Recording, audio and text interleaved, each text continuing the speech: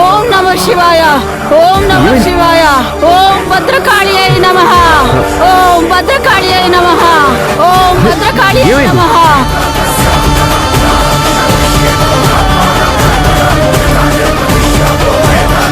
గురుజీ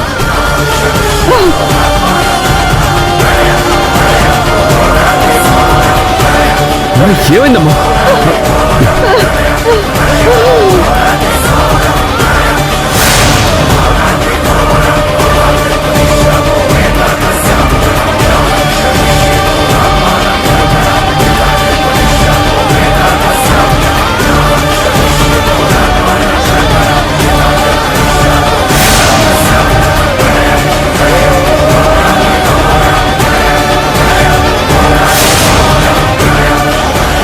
ఇన్ని సంవత్సరాలుగా నా శివగామి నీకోసం చేసిన పూజంతా వ్యర్థమైపోయింది.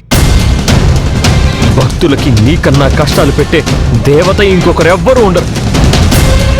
నువ్వు చెడ్డ వాళ్ళకే మంచి చేస్తావు, మంచి వాళ్ళకి నరకయాతను చూపిస్తావు. పాపులకు నీచులకు ఆరోగ్యం ఐశ్వర్యం అన్నీ ఇస్తావు. ఇప్పుడు ఎవరి కోసం ఈ ప్రళయం సృష్టించావు? ఒక్కసారిగా 10 సెకండ్లలో నిస్తేజం చేసేసావు. ఇంత ఘోరాన్ని సృష్టిస్తావా? నువ్వు ఒక దేవతవా?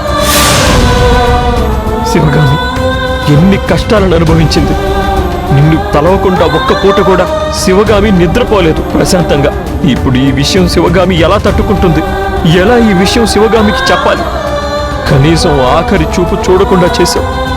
మళ్ళీ ఎక్కడ పిచ్చిదైపోతుందో ఏమైపోతుందోనని నాకు భయం వేస్తుంది.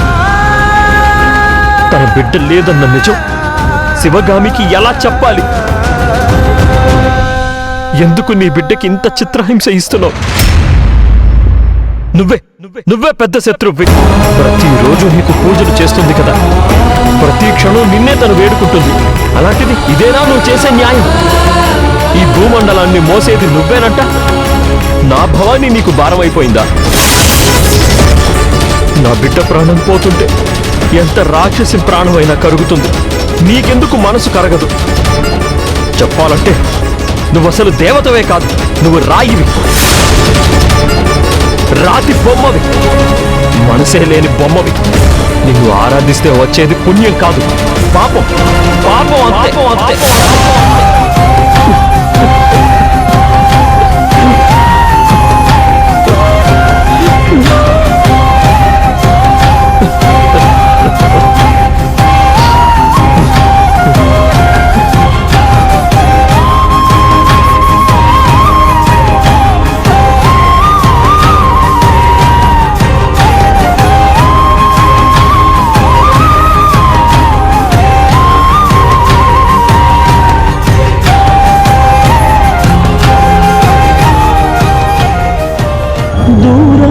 పోకి దొరకనంతగా తిరిగొచ్చేదారు తెలియనంతగా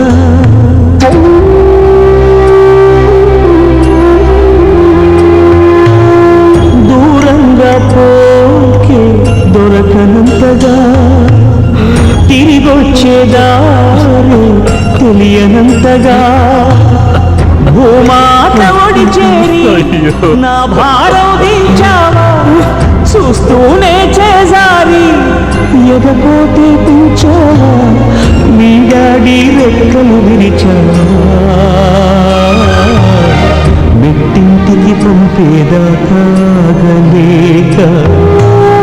మట్టింటికి వెళ్ళిపోయావా. శాశ్వతంగా